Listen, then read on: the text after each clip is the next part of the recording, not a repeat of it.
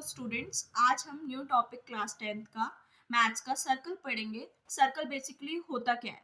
Circle क्या है? ये कलेक्शन ऑफ पॉइंट्स होता है किसी एक प्लेन का, जिसकी एक पॉइंट से डिस्टेंस बिल्कुल सेम होती है। जैसे एक सेंटर है इसका, अगर आप इसका यहाँ से डिस्टेंस कैलकुलेट करेंगे तो भी सेम होगा, यहाँ से कैलकुलेट करेंगे तो भी सेम होगा, और एवरी पॉइंट पे इसकी डिस्टेंस क्या रहती है? सेम रहती है। तो सर्कल क्या है? एक कलेक्शन ऑफ पॉइंट होता है एक प्लेन पे, जिसकी डिस्टेंस आप कैलकुलेट करेंगे किसी भी एक फिक्स पॉइंट से, तो उसकी डिस्टेंस सेम आएगी। अब सेकेंड क्या होता है? एक सर्कल लिया, ठीक है। सर्कल की डिस्टेंस जो सर्कल है वो इंटरसेक्ट करे एक सर्कल पे टू डिस्टिंक्ट पॉइंट्स पे, उसको हम सेकेंड बोलते हैं। जैसे मान लो ये है लाइन खींचा, तो ये जो दो पॉइंट हैं इसके, जहां पर ये एक सर्कल को मीट कर रही वाली लाइन, उसको बोलते हैं हम सेकेंड। ठीक है। टेंजेंट क्या होता है? टेंजेंट एक सर्कल पे एक लाइन क्रॉस करे एक पॉइंट पे, और वो 90 डिग्री पे करे सर्कल से।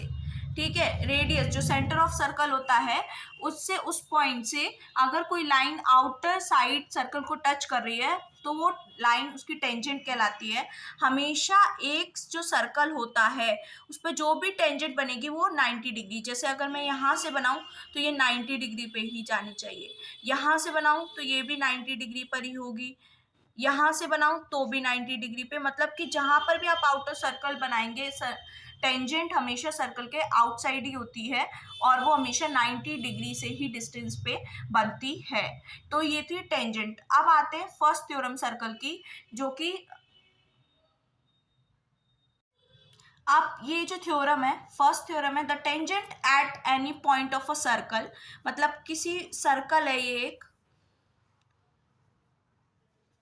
एक टेंजेंट बनी हुई है सर्कल पर एक पॉइंट से, सेंटर से मान लेते हैं O, और इस पे पॉइंट है P, और ये लाइन A B इसको कर लेते हैं लोकेट। अब एक टेंजेंट है, एक point of a circle is perpendicular to the radius through a point of contact. मतलब कि अगर कोई भी जो टेंजेंट है सर्कल के एक पॉइंट पर, मान लो P पॉइंट पर है, जो वो हमेशा परपेंडिकुलर होगी उसकी रेडियस पर। जो रेडियस जाएगी उस लाइन पे वो हमेशा उसकी क्या होगी? परपेंडिकुलर होगी। तो अब इसको पॉइंट ऑफ कांटेक्ट, मतलब किसी भी पॉइंट पे आप कांटेक्ट करेंगे तो वो हमेशा क्या होगी? ए 90 डिग्री पे ही करेगी। तो इसको प्रूफ कैसे करेंगे? देखो, टू प्रूफ।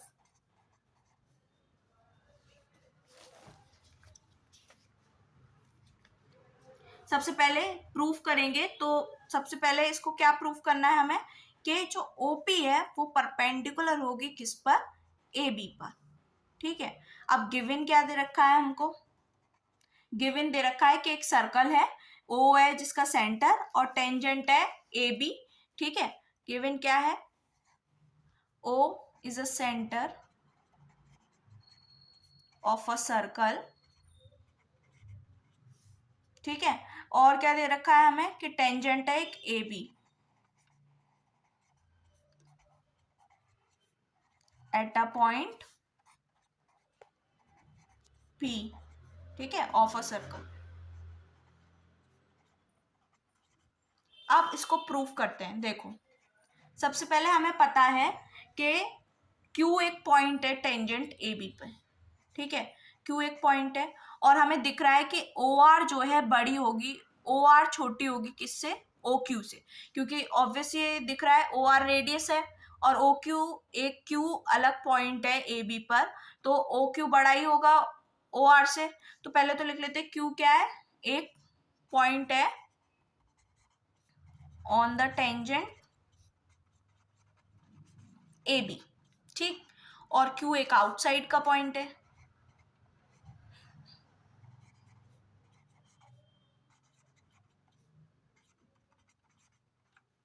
ठीक है।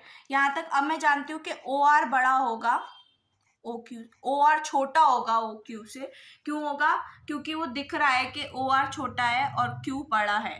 ठीक है। तो OR बड़ा है, और हम जानते हैं OR किसके बराबर है? OP के, क्योंकि रेडियस सारी सर्कल की क्या होती है? इक्वल होती है। ठीक है। अब मैं OR की जगह क्या लिख सकती हूँ? OP लिख सकती हूँ। तो ओ क्यू मेरा जो है बड़ा हो गया ओपी से। हमें प्रूफ क्या करना है कि ओपी एक परपेंडिकुलर है ए बी पर। तो मैं जानती हूँ ओपी क्या है, शॉर्टर है। अगर आप यहाँ पे लोगे, इस पॉइंट पे लोगे, इस पॉइंट पे लोगे, इस पॉइंट पे लोगे, तो सबसे छोटी हमारी जो साइड निकलेगी वो ओपी ही निकलेगी इस पूरी लाइन पे। तो इसीलिए ओपी क्या है, यहाँ पे लिखेंगे हम OP is shorter than any other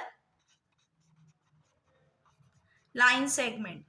obvious बात है, वो दिख ही रहा है कि आप किसी भी पॉइंट पे निकाल लो, हमेशा वो क्या होगी, उसकी डिस्टेंस सबसे छोटी यही ओपी पे आएगी। यहाँ पर भी निकालोगे तो ओपी से बड़ी ही आएगी, क्योंकि स्लेंटिंग में होती जाएगी, तो ऑब्वियस बात है मेजरमेंट बढ़ेगा ही। तो ओपी शॉर्टर, सबसे छोटा पॉइंट होगा जो कि अदर लाइन सेगमेंट से छोटा होगा। जो भी आप ओ से पॉइंट, ओ से मिलाओगे ए बी पर, कहीं पर भी मिलाओगे तो ओपी सबसे छोटा निकल के आएगा।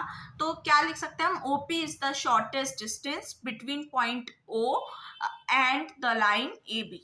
ठीक है, ओपी क्या है, एक शॉर्टेस्ट डिस्टेंस है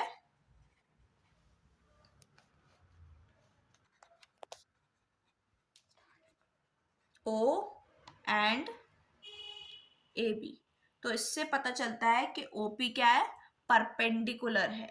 ओपी परपेंडिकुलर होगी हमेशा ए बी पे, क्योंकि ये शॉर्टेस्ट डिस्टेंस है हमारी ए बी पर। ठीक है, अब आते हैं इससे रिलेटेड एक क्वेश्चन देखते हैं जो कि हमारा इसी थ्योरम पे बेस्ड है। अब देखो एक क्वेश्चन है जो इसी पे रिलेटेड है। जनरली इस चैप्टर में पाइथागोरस थ्योरम का ही यूज होगा। पाइथागोरस थ्योरम होती क्या है, hypotenuse square equals to perpendicular square plus base square. पहला क्वेश्चन यहाँ क्या कह रहा है, from a point P 10 centimetre away from the centre. एक सर्कल बना लेते हैं। उसने बोला है एक पॉइंट पी ए सेंटर से देखा जाए, सेंटर ओ, और इससे 10 मीटर दूरी पे एक पॉइंट है हमारा पी।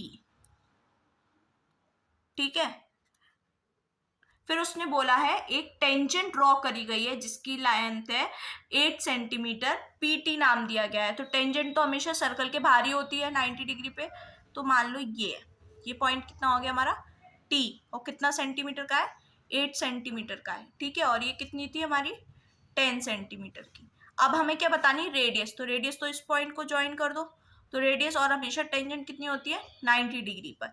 इसको हम मान लेते हैं x, क्योंकि हमें यही फाइंड आउट करनी है। तो सबसे पहले हम लिखेंगे let the radius be x। ठीक है, पाइथागोरस थ्योरम का यूज होगा। 90 डिग्री यहाँ पर है, तो 90 डिग्री जहां पे गिरता है वो बेस, परपेंडिकुलर और हाइपोटेनस। तो क्या हो गई हमारी ओपी का स्क्वायर इक्वल्स टू ओटी का स्क्वायर प्लस पीटी का स्क्वायर। यही हो गई पाइथागोरस थ्योरम। हम लगाएंगे 90 डिग्री में, हमेशा वही लगता है। तो ओटी कितना हो गया हमारा एक्स स्क्वायर, प्लस पीटी हमारा कितना है 8 स्क्वायर, और ये कितना है 10 स्क्वायर। तो ये हो गया 100 एक्स स्क्वायर प्लस 64। अब 64 इधर लेकर आएंगे तो -64 इक्वल्स टू एक्स स्क्वायर। ठीक है, माइनस करा 36 इक्वल्स टू एक्स स्क्वायर, और अंडर रूट में कर देंगे 36। तो हमारी x कितनी आ गई 6। तो रेडियस हमारी कितनी कैलकुलेट करके आ गई 6 सेंटीमीटर। सारे क्वेश्चंस जो फर्स्ट थ्योरम पढ़ाई है उसी पे रिलेटेड है। सेकंड थ्योरम इसका कन्वर्स है। टोटल थ्योरम इसमें से 10 थ्योरम है जो हम नेक्स्ट वीडियो में देखेंगे, इसकी आगे की सारी थ्योरम। आप अभी बेसिक क्वेश्चंस इसके कर सकते हैं। Thank you. If you like my video, please like, share and comment below the section.